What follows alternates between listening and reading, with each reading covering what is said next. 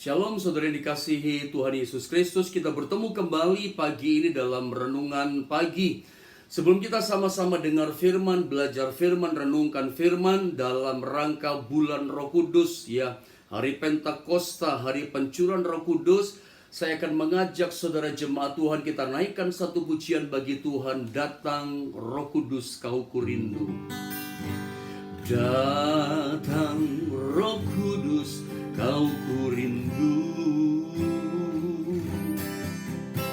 Dengan minyak yang baru urapiku, mengalir penuhiku, mengalir pulihkanku. Kuasamu bebaskan hidupku. Datang Roh Kudus, kau kurindu. Dengan minyak yang baru urapiku, mengalir memenuhiku, mengalir pulihkanku. Kuasamu bebaskan hidupku. Satu yang ku rindu, bersekutu denganmu, bawaku lebih lagi tinggal di dalammu, nikmati hadiratmu, jamalah seluruh hidupku. Urapanmu mengubah hidupku. Satu yang ku rindu, bersekutu denganmu, bawaku lebih lagi tinggal di dalammu, nikmati hadiratmu, jamalah seluruh hidupku. Urapanmu mengubah hidupku. Urapanmu mengubah hidupku. Urapanmu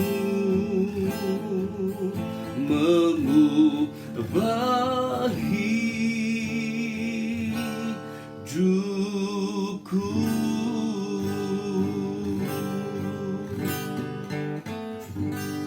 Mari sama-sama kita berdoa. Terima kasih Tuhan Yesus buat pagi hari ini. Terima kasih buat penyertaan Tuhan yang sempurna dalam hidup kami. Kami sadar sangat mengerti hari ini kami ada karena pertolongan dan perlindungan-Mu. Kami percaya dengan iman, walaupun 1000 rebah di sebelah kiri kami, bahkan 10.000 rebah di sebelah kanan kami, itu tidak akan menimpa kami. Firman-Mu berjanji, kami hanya menontonnya saja. Mari pagi ini kuatkan kami dengan firman-Mu. Urapi hamba-Mu, urapi umat-Mu. Perkaya kami, kenyangkan kami, obahkan kami dengan firman Tuhan pagi ini. Dalam nama Tuhan Yesus kami sudah berdoa. Sama-sama kita katakan amin. Baik, puji Tuhan. Saudara, renungan firman Tuhan pagi ini saya mau bicara tentang hidup menjadi lebih baik dengan Roh Kudus. Saudara, kita berada pada bulan Mei. Bulan Mei itu suka disebut dengan istilah bulan Roh Kudus. Karena mengingat di bulan Mei kita memperingati 2 hari besar, yaitu hari kenaikan Yesus Kristus ke sorga. Tetapi di bulan Mei yang sama kita juga memperingati hari Pentakosta, di mana Roh Kudus dicurahkan. Kita sama-sama tahu Roh Kudus itu adalah pribadi yang ketiga dari Allah Tritunggal.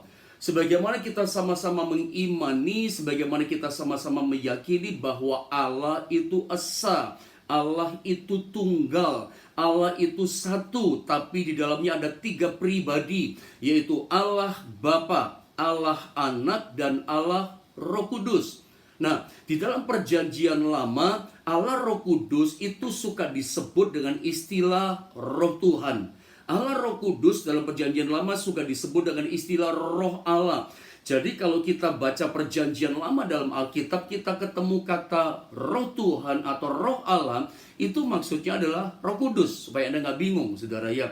Mari pagi ini kita sama-sama belajar tentang karya Roh Kudus dalam kehidupan kita sebagai orang percaya. Bahwa dalam perjanjian lama, Roh Kudus itu dia berkarya bahkan sejak dalam penciptaan. Jadi Anda mesti paham baik-baik Bapak Ibu Saudara, bahwa Roh Kudus itu dia berkarya dalam kehidupan umatnya bukan setelah Pentakosta terjadi.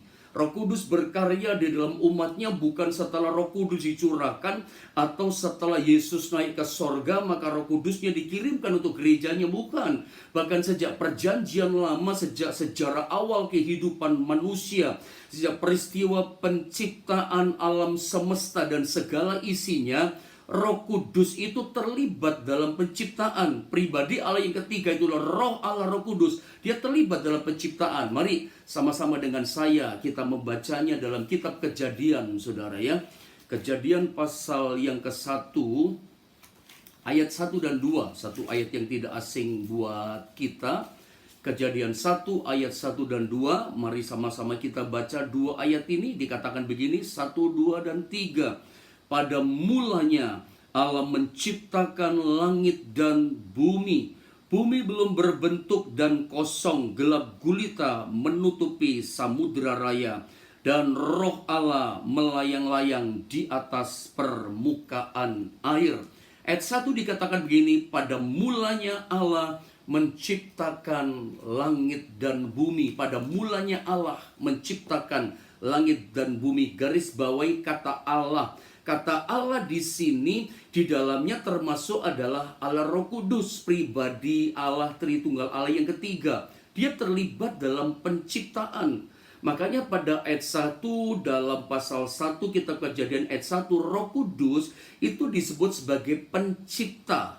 Saudara, Roh Kudus sebagai pencipta itu artinya Anda mesti paham. Kata menciptakan, pencipta itu artinya begini, menciptakan dari yang tidak ada menjadi ada.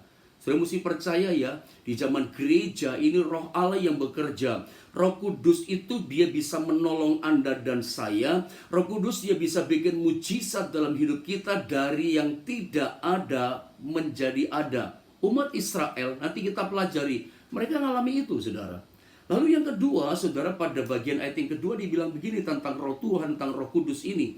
Ya, ayat 2 saya baca dikatakan begini, bumi belum berbentuk dan kosong. Ini penting ini kalimat, saudara ya. Dalam bahasa Ibrani disebut dengan istilah tohu wa bohu. Bumi belum berbentuk dan kosong. Maksudnya bumi ini campur baur. Bumi ini apa, saudara ya? Nggak karuan tatanannya. Bumi ini kacau balau, begitu saudara ya. Lalu dikatakan dalam ayat ini gelap gulita menutupi samudera raya. Jadi samudera raya, air dengan daratan itu campur baur, menyatu begitu, nggak terpisah seperti sekarang. Bahkan keadaannya gelap gulita, udah kosong, campur baur, kacau balau, gelap gulita, darat dan laut jadi satu. Lalu kemudian dikatakan, dan dalam kekacauan dan kacau balau itu, semrawut itu dikatakan, dan Roh Allah dikatakan melayang-layang di atas permukaan air. Pertanyaannya adalah, kenapa dikatakan Roh Allah itu melayang-layang? Apakah Roh Kudus, Roh Allah lagi nganggur, iseng-iseng, kagak ada kerjaan, lalu Roh Kudus, Roh Allah itu melayang-layang? No. Guru saya pernah berkata begini, bahwa disinilah peranan Roh Kudus sebagai the builder, sebagai pembangun yang memperbaiki, sebagai pembangun. Roh Kudus yang memulihkan keadaan dari yang kacau balau, yang semrawut menjadi indah, menjadi tatanannya menjadi lebih baik. Dia sebagai builder, pembangun. Kenapa dikatakan dalam ayat yang kedua bumi belum berbentuk dan kosong? Padahal ayat 1 dikatakan Allah itu menciptakan langit dan bumi. Percayalah kalau Allah menciptakan sempurna. Guru saya pada waktu sekolah Alkitab pernah berkata bahwa bumi belum berbentuk dan kosong dan campur baur, terjadi kegelapan menutupi samudera raya. Belum berbentuk dan kosong itu dari bahasa Ibrani tohu wabohu, campur baur, kacau balau, darat sama air campur baur jadi satu, bentuknya tidak karuan. Itu karena dari kata tohu wabohu itu ada satu pemberontakan dari iblis yang sudah baik dibikin kacau. Pada awal penciptaan ada biang kekacauan, perusak, sehingga campur baur tatanannya nggak karu-karuan, tumpang tindih. Itu yang bikin iblis. Makanya ada kata roh Allah melayang-layang di atas permukaan air. Untuk apa roh Allah melayang-layang? Memulihkan. Dia membangun yang rusak. Dia memperbaiki yang rusak. Jadi pekerjaan Roh Kudus itu the builder, memperbaiki supaya lebih baik. Saudara, nggak ada yang bisa memperbaiki kehidupan kita jadi lebih baik kecuali Roh Kudus. Percayalah, masa sukar, masa sulit sekalipun, kalau Anda hidup mau dituntun Roh Kudus, dipenuhi Roh Kudus, masalah yang sukar, yang tidak baik, dalam bisnis kah, dalam rumah tangga kah, tapi kalau rumah tangga kita ada Roh Kudus, rumah tangga kita dituntun, dipimpin Roh Kudus, saya percaya rumah tangga kita akan menjadi lebih baik. Rumah tangga kita akan menjadi lebih bahagia. Bisnis, keuangan, pekerjaan saudara akan berubah menjadi lebih baik. Baik. Dengan waktu yang ada, sebetulnya apa peranan Roh Kudus dalam membangun kehidupan kita sebagai orang yang percaya? Yang pertama, saudara, poin 1 ini saja saya mau bagi sama saudara. Peranan Roh Kudus membangun dalam hidup kita, dia membangun yaitu menuntun, memimpin langkah kita setiap hari kepada jalan kebenaran. Menuntun langkah kita setiap hari kepada arah yang benar dan jalan yang benar. Saudara, kalau kita bicara jalan yang benar, Anda mungkin punya tujuan di masa yang sukar ini. Jangan sampai gak punya tujuan. Satu contoh yang paling gampang yang saya suka bilang kepada Anda, kita mungkin mau punya tujuan dari kota Jombang mau ke Surabaya. Anda tahu tujuannya Surabaya. Tetapi seandainya arah jalannya salah, mestinya kita ke timur, saudara ya, dari Jombang, tapi kita melangkahnya ke barat arahnya. Artinya apa? Salah arah. Sampai kapanpun gak akan nyampe Surabaya karena salah arah. Anda gak ketemu Surabaya karena kesasar Anda. Bisa-bisa karena arahnya ke barat, Anda nyampenya Jakarta, Anda nyampenya Bandung, atau Anda nyampenya kota Cirebon. Karena apa? Arahnya salah, Anda kesasar. Nyampe tujuan itu arahnya mesti betul. Dan Alkitab berkata Roh Kudus itu dia membangun kehidupan kita. Yang pertama, dia akan menuntun langkah kita, setiap langkah kita kepada jalan yang benar dan arah yang benar. Salomo pernah berkata begini, bahwa ada banyak jalan yang disangka lurus, jalan yang disangka baik, jalan yang disangka benar. Tapi Salomo berkata apa? Ternyata ujungnya maut, ujungnya binasa. Salah pilih jalan. Saya berdoa di masa yang sukar ini Anda tidak salah pilih jalan. Biar kita ketemu yang namanya God ways, jalan-jalan Tuhan. Hanya Roh Kudus yang bisa menuntun kita pada jalan keajaiban Tuhan, jalan pertolongan Tuhan, jalan mujizat Tuhan. Hanya Roh Kudus yang tiap hari bisa mengarahkan kita kepada jalan-jalannya Tuhan. Saya rasa kalau Anda bisa mengerti ini firman, Anda akan rindu hidupmu dituntun Roh Kudus. Anda akan rindu hidupmu dipenuhi oleh Roh Kudus. Ya, kuasa Pentakosta itu memenuhi kehidupan kita. Mari saya tunjukkan ada satu ayat peranan Roh Allah, Roh Tuhan atau Roh Kudus dalam zaman Perjanjian Baru. Perjanjian Lama udah menuntun umat Israel. Mari buka dengan saya dalam Yesaya 63, saudara ya. Kita baca ayat 13 dan ayat yang ke-14. Yesaya 63 ayat 13 dan 14. Mari dengan cepat sama-sama kita baca kembali dua ayat ini, Bapak Ibu Saudara.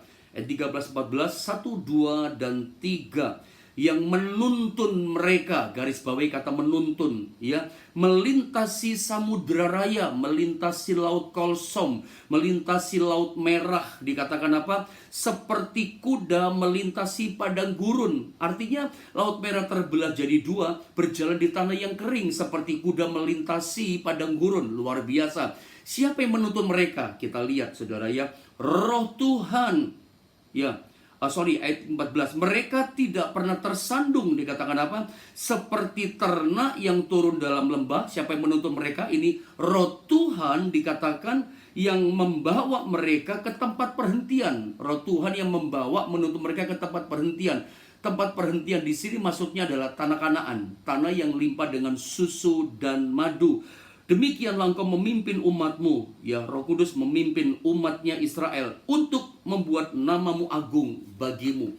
Ayat ini, Yesaya 63 ayat 13 dan 14, ayat ini berbicara tentang Roh Kudus, Roh Allah, Roh Tuhan yang memimpin umatnya keluar dari tanah Mesir, tanah penderitaan, tanah kemiskinan, tanah perbudakan. Saya suka bilang kepada Anda begini, umat Allah Israel itu pernah hidup di 3 tanah, saudara. Tanah yang pertama tanah Mesir, tanah sengsara menderita buat mereka. Tapi Roh Allah, Alkitab katakan, menuntun mereka keluar dari tanah Mesir. Sebab rencana Tuhan buat umatnya bukan tanah Mesir, tanah penderitaan, saudara ya. Adakah saudara hari ini ada di tanah Mesir? Tanah Mesir itu ada istilah disebut the land of not enough. Kurang di situ, nggak cukup semuanya, saudara ya. Kurang mujizat, maka memang nggak ada mujizat. Menderita, sengsara, makan pun kurang. Rencana Tuhan hidupmu bukan di situ. Kalau Anda penuh Roh Kudus, ya, Anda mau dituntun Roh Kudus akan menuntun saudara keluar dari hidup yang Mesir yang penuh kekurangan ini. Sudah percaya itu, saudara? Bahkan Roh Kudus menuntun kita kemudian menyeberangi Laut Merah, Laut Kolsom, lalu masuk padang gurun. Ada istilah tanah padang gurun, tanah kedua umat Israel hidup, disebut the land of just enough. Cukup mereka di situ. Tapi mereka dipelihara mujizat loh. Minta air, gunung batu bisa keluar air. Mereka minta roti turun dari sorga. 40 tahun Tuhan pelihara dengan mujizatnya. Roti dari sorga, mujizat pelihara mereka, saudara ya. Minta daging, itu burung puyuh datang di tengah-tengah padang pasir. Dan macam-macam mujizat terjadi di padang gurun. Rencana Allah bukan cukupan di padang gurun. Rencana Allah, kata Paulus, temukan Kanaanmu. Roh Kudus akan menuntun kita di tanah perhentian, tanah yang limpah dengan susu dan madu, tanah keberkatan. Hari-hari ini Anda dan saya seperti berada pada masa sukar, seperti ada di padang gurun. Keadaan yang kacau balau, tatanan kehidupan yang biasa kita lakukan, yang biasa kita kenal, yang udah biasa kita kerjakan berobat total. Dunia yang hebat, dunia yang teknologinya maju, gemerlap luar biasa. Saya berpikir dunia kuat runtuh tiba-tiba karena virus corona. Semuanya runtuh. Dunia apa nggak runtuh sekarang? Dari atas ke bawah runtuh, saudara ya. Semuanya jungkir balik, kacau balau, seperti dibikin tohu wabohu sama yang namanya coronavirus. Berubah total, sampai dunia kerja pun berubah total sekarang, saudara. Tapi percayalah, nggak usah gelisah hatimu. Saya katakan kemarin, ada Roh Kudus yang menuntun kita, akan membawa kita keluar dari kekacauan dan kesukaran ini. Tuhan akan bawa saudara justru masa sukar. Roh Kudus tuntun kita menikmati Kanaan kita. Alami Kanaan saudara di masa kesukaran. Karena rencana Tuhan bukan Mesir buat kita. Rencana Tuhan bukan padang gurun. Rencana Tuhan tanah keberkatan, itulah Kanaan. Tinggal saudara mengimani atau tidak. Kadang ada banyak orang senangnya, itu apa sih? Kadang nggak punya iman seperti itu. Saya berkata bukan manusia yang berkata, firman yang berkata. Roh Kudus memimpin. Satu ayat yang terakhir, Yohanes pasal 16, saudara ya. Dia disebut roh kebenaran, tapi juga disebut sebagai roh penolong. Yohanes 16 ayat 13, saya baca dengan cepat. Ya, saya baca, Anda dengar Alkitab, Anda dengar firman Allah. Yohanes 16 ayat 13 dikatakan begini, tetapi apabila ia datang, yaitu roh kebenaran, dikatakan, ia akan memimpin kamu di dalam seluruh kebenaran, dan seterusnya. Roh Kudus dikatakan roh kebenaran, tapi juga disebut sebagai parakletos, alos parakletos, penolong yang sama seperti yang pertama. Siapa sih penolong yang pertama? Tuhan Yesus. Tuhan Yesus disebut sebagai penolong. Dia bukan cuma juru selamat yang melulu hanya mengampuni dosa kita. Masih ada banyak orang Kristen yang hanya berputar. Dia berpikir Yesus mati hanya menebus dosa, hanya keselamatan yang diubek-ubek, saudara ya. Padahal di dalam keselamatan ada mesti percaya, ada kesembuhan. Dalam keselamatan ada mujizat. Dalam keselamatan ada pertolongan dan keajaiban. Bahkan dari yang tidak ada, dia bisa bikin jadi ada. Ada, jangan hanya berputar keselamatan, dia mati hanya mengampuni dosa, mengampuni dosa. Saudara ya, itu dasar. Itu belum apa-apa. Karena menerima keselamatan hanya butuh percaya sebetulnya. Untuk menerima mujizat, butuh percaya. Tambah lagi, dengan iman dan kesabaran dan percaya pada Roh Kudus akan membawa saudara kepada mujizat yang tak terbatas. Temukan Kanaan saudara. Singkat kata, Yohanes 16 mengatakan bahwa Roh Kudus itu roh kebenaran yang menuntun kita dalam kebenaran Allah. Kebenaran. Dalam terjemahan lain dia disebut sebagai Parakletos, roh penolong. Para itu artinya dia berjalan menemani kita. Para itu artinya dia berjalan bersama dengan kita. Kletos itu artinya yang biasa kita panggil, yang mudah kita panggil. Roh Kudus mudah kita panggil karena dia ada dalam hidup kita. Dia menemani kita, saudara percaya, di padang gurun yang penuh kesukaran ini, di tengah-tengah situasi yang penuh kegelisahan, mencekam dan ketakutan. Percayalah, ada Roh Kudus, roh kebenaran, Allos Parakletos, yang selalu menemani kita. Yang percaya katakan amin. Saudara gak sendiri loh, ada Allos Parakletos. Ada Roh Kudus yang menemani kita. Dia akan menuntun kita. Menuntun kemana saudara? Kepada Kanaan kita. Saudara percayalah bahwa Roh Kudus itu yang membawa kita. Bahkan yang namanya laut Kolsom pun terbelah. Itu karena pekerjaan Roh Kudus. Saya tidak tahu apa yang menutup kehidupan saudara, yang menenggelamkan kehidupan saudara. Roh Kudus akan membuka jalan buat saudara. Roh Kudus akan menuntun saudara melewati padang gurun ini. Hari ini ada banyak orang bertanya-tanya, ada banyak orang takut bisa nggak melewati coronavirus. Karena kita mengingat sudah banyak korban. Tapi saya berharap lewat firman Allah ini, milikilah iman. Kita semua bisa melintasi padang gurun ini. Bahkan laut terbelah. Padang gurun kita lewati. Tohu wabohu, kacau balau yang segala macam terjadi. Tuhan akan tuntun kita lewat Roh Kudusnya masuk tanah Kanaan kita. Justru masa sukar punya iman melihat berkat yang luar biasa. Saya percaya ini firman bukan cuma sekedar perkataan tapi kuasa. Sementara saya bicara Anda mengaminkan. Saya ngalami itu pendeta sukar, tapi saya melihat mujizat. Yang mau saya katakan amin. Miliki iman itu. Saya ulang, keselamatan bukan hanya bicara pengampunan dosa. Saya masih sering dengar orang Kristen hanya berkata begini, Yesus juru selamat mati hanya mengampuni dosa. Itu belum apa-apa. Itu masih tangga pertama. Masih ada kesembuhan, masih ada mujizat, masih ada berkat, masih ada kemenangan. Ujungnya mujizat terbesar, sorga yang mulia Tuhan beri sama saudara. Mari kita berdoa. Saya mau berdoa buat saudara. Tuhan Yesus berkati umatmu pagi ini. Masa sukar, masa sulit, berkati setiap rumah tangga. Berkati ekonomi pekerjaan umatmu. Peliharakan dalam berkat-Mu yang ajaib. Engkau bukan hanya mengampuni dosa. Engkau menuntun kami dengan Roh Kudus-Mu sampai masuk tanah Kanaan-Mu. Menikmati berkat yang limpah yang Tuhan sediakan buat kami. Masa sukar, lihat mujizat. Masa sukar, alami kelimpahan. Kami percaya kami akan bisa melewati masa sukar bersama Roh Kudus yang menuntun kami. Pegang tangan kami Roh Kudus, penuhi hidup kami dengan Roh-Mu untuk kami dibawa dalam kemenangan. Berkati Indonesia, pulihkan Indonesia, tolong Indonesia. Dalam nama Yesus kami berdoa. Haleluya. Sama-sama katakan amin. Baik, Tuhan memberkati setiap saudara. Haleluya.